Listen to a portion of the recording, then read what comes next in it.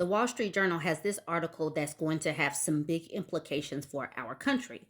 America's college town go from boom to bust. Many state universities are losing more students every year, failing the local economies they once fostered. I follow the global declining birth rate, and countries over in Asia are experiencing just this, where schools are closing, and where schools are closing is creating ghost towns, and that is going to happen to the United States if we don't get all of our situation under control. But we can't because the birth rate has been declining. But now, on top of that, we have political issues that are about to exacerbate the problem. Let's get into this article. This article is a little long, so I'm going to try to read through this without editorializing. I'm going to try. All right, it says at Western Illinois University, an empty dorm that once held 800 students is now a police training ground where active pew pew drills have left behind overturned furniture, rubber tipped bullets, and paintball casings. Nearby dorms have been razed to weedy fields. Two more dorms are set to close this summer. Frat houses and homes once filled with student renters are empty lots.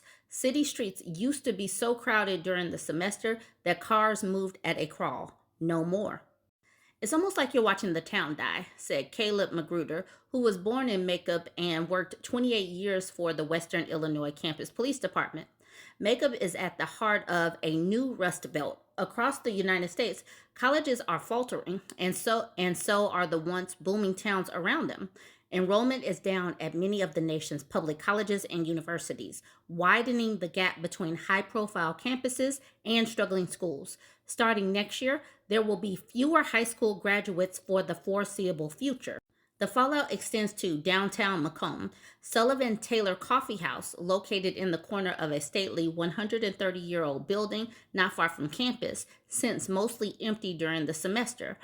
Owner Brandon Thompson has cashed out retirement savings, hit the limits of his credit cards, even canceled his home internet to keep the doors open. Here's Brandon Thompson in his coffee house. It says, "We're down to bare bones," said Thompson, who is thinking about filing for bankruptcy. For generations, colleges around the United States fueled local economies, creating jobs and bringing in students to shop and spend. Growing the student enrollment fattened school budgets and freed universities from having to worry about inefficiencies or cutting costs. The student boom has since ended, and college towns are suffering. Among metropolitan areas, especially reliant on higher education, 3/4 of them suffered weaker economic growth between 2011 and 2023 than the United States as a whole, according to an analysis by Mark Murrow and Shira Meth-Copley at Brookings Metro, a nonprofit think tank in DC. In the prior decade, most of these same metro areas grew faster than the nation did. It's just been one financial crisis after another for the past 15 to 17 years, said Andrew Korchich, executive director of the Alliance for Research on Regional Colleges and a professor of higher education at Appalachian State University in Boone, North Carolina. It starts to accumulate in smaller college towns, especially for colleges that don't have billions of dollars in the bank. College towns are now threatened by federal funding cuts from the Trump administration, resulting in hiring freezes and layoffs at Ivy League and state schools alike. Administration efforts to cancel student visas might hurt state college budgets since most international students pay higher out-of-state tuition. That's the part where I was talking about politics is about to hit these schools and then the cities surrounding them. Even worse, the number of students graduating from American high schools is expected to start falling next spring after reaching a record high this year. In 2007, the number of U.S. births peaked at 4.3 million and has been following almost every year since. That's important. We have been watching the birth rates and they are tumbling, and that's why they are starting to hand wring, but they're not doing anything to try to reverse it as far as their policies. Matter of fact, every single thing that they're doing is making women want to clamp down on their wombs. Large flagship universities, blessed with strong academic reputations and high-profile sports programs, continue to boost local economies. In such cities as Ann Arbor, Michigan, the University of Michigan, Madison, Wisconsin, University of Wisconsin, and Gainesville, Florida, University of Florida, students fill dorms, restaurants, and bars. A Wall Street Journal analysis of 748 public four-year colleges and universities in all 50 states show that full and part-time enrollment at most of the prominent state universities increased 9% in 2023 compared with 2015. At lesser-known regional state universities, enrollment fell 2%. The shift represents tens of thousands of students who have abandoned struggling college towns. At the University of Tennessee, Knoxville, the state's flagship school, enrollment jumped 30% in 2023 compared with 2015. Enrollment at Tennessee's 10 regional state colleges fell a combined 3% over the same period.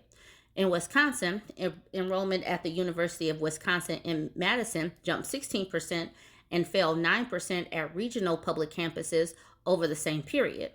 Between 2011 and 2023, economies of the metropolitan areas that included Madison and Knoxville grew faster than the United States as a whole.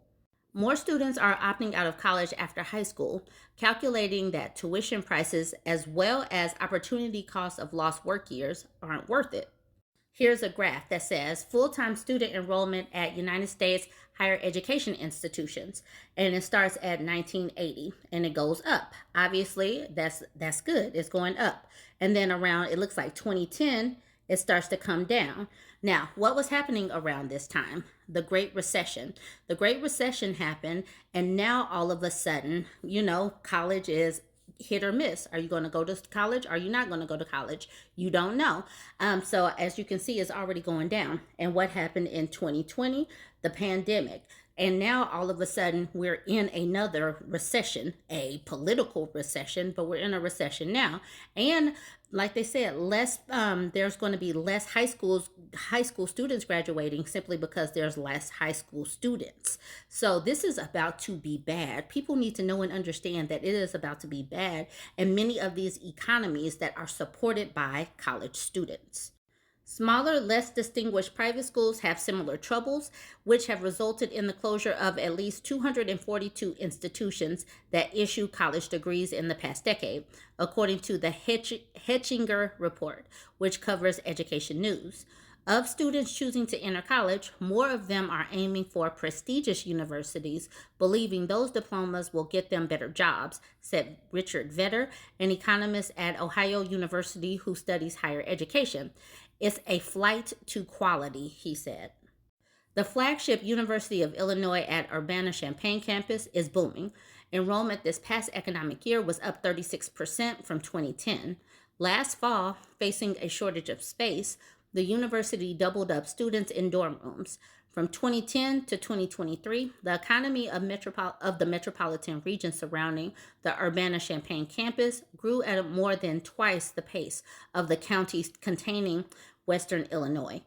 Hard freeze.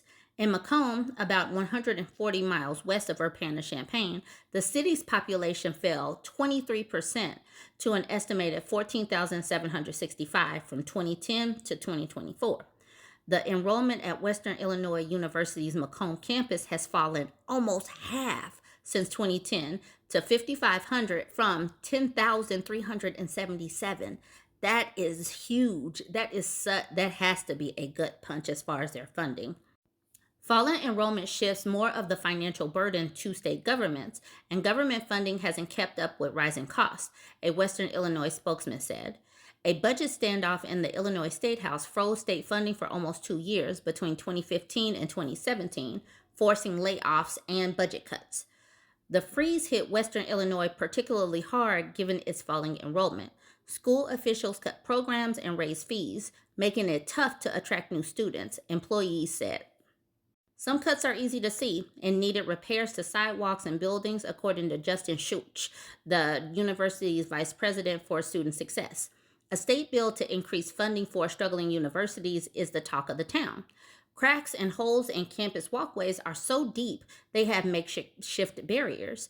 On a recent spring day, the quad in the middle of campus drew only a handful of students. Sandbags lined an academic building no longer in use. One bright spot on campus is the $100 million plus performing arts building being built with state funds for new infrastructure projects.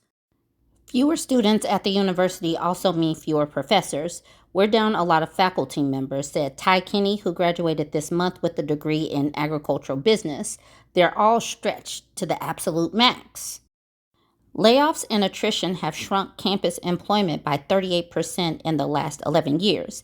It's just this big snowball, said Krista Bauer Sharp, an associate professor and librarian. She got laid off this month after 28 years in the school. So, this woman who's been there for nearly 3 decades will have to, if she can't find another job, sell her home or move away.